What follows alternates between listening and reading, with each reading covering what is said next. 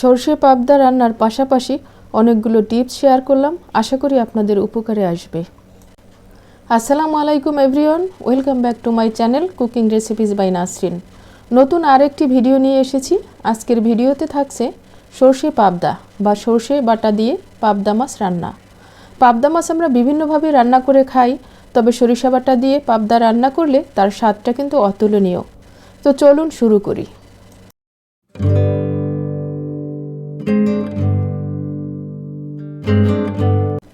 Half KG পাবদা মাছ নিয়েছি। মাছগুলো খুব ভালোভাবে কেটে ধুয়ে পরিষ্কার করে নিয়েছি। মাছ ধোয়ার এক পর্যায়ে লবণ মেখে ধুয়ে নিয়েছি এবং সবশেষে 1 চা চামচ ভিনেগার পানির সাথে মিশিয়ে মাছগুলো ভিজিয়ে রেখেছি 10 মিনিট। তারপর আবার ভালো করে পানি বদলে বদলে ধুয়ে নিয়েছি। সব মিলিয়ে যতটুকু মশলা ব্যবহার করব তার অর্ধেক পরিমাণ দিয়ে মাছ ম্যারিনেট করব। লবণ দিয়ে দিচ্ছি হাফ চা চামচ, হলুদের গুঁড়া 1 চা চামচ নিয়েছি, সেখান থেকে হাফ চা চামচ দিয়ে দিলাম। আর মরিচের গুঁড়া 1 টেবিল চামচ নিয়েছি, সেখান থেকে অর্ধেকটা দিয়ে দিলাম।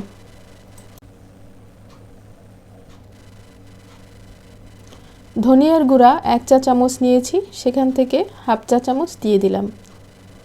আর জিরা গুঁড়া 1 টেবিল চামচ নিয়েছি, অর্ধেকটা দিয়ে দিলাম।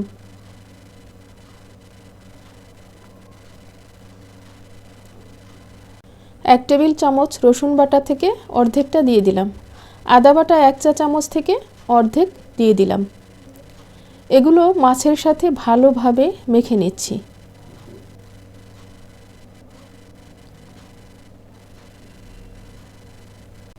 আর নিয়ে নিয়েছি সরিষা বাটা 1 টেবিল চামচ, কালো সরিষা, 2টো কাঁচামরিচ এবং সামান্য লবণ দিয়ে পেস্ট করে নিয়েছি।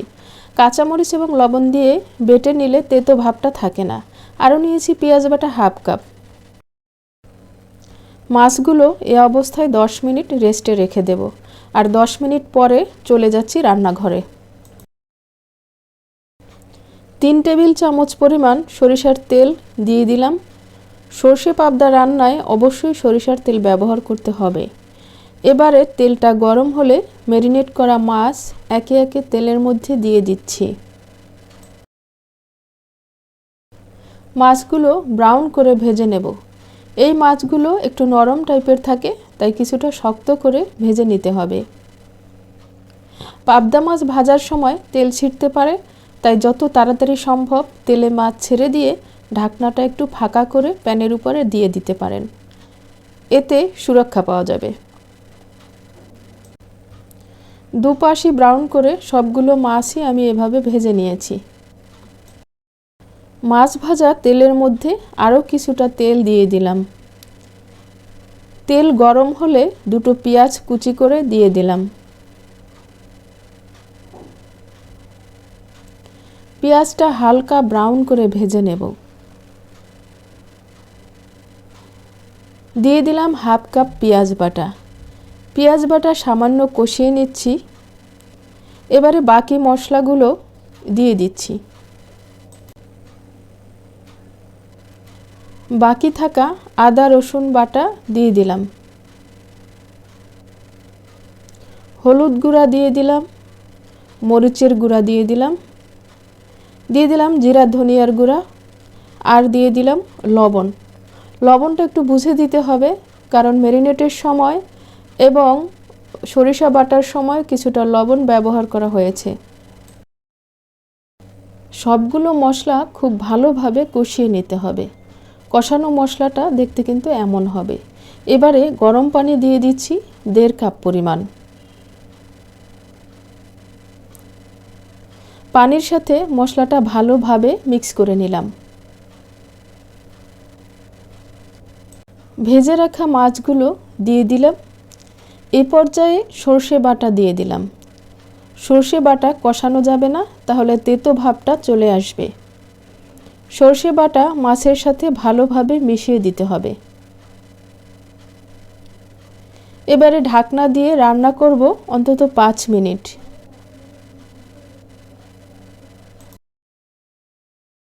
চুলার আঁচ মিডিয়ামে থাকবে। 5 মিনিট পরে মাছগুলো আলতো করে উল্টে পাল্টে দিচ্ছি। এখন দিয়ে দিচ্ছি 4-5টি কাঁচামরিচ। আর সাথে দিলাম 1 মুঠো ধনেপাতা কুচি। আবারও ঢাকনা দিয়ে রান্না করব 2 মিনিট। 2 মিনিট পরে সর্ষে পাবদা রান্না কমপ্লিট। চুলায় থাকতেই আপনাদেরকে দেখিয়ে দিচ্ছি।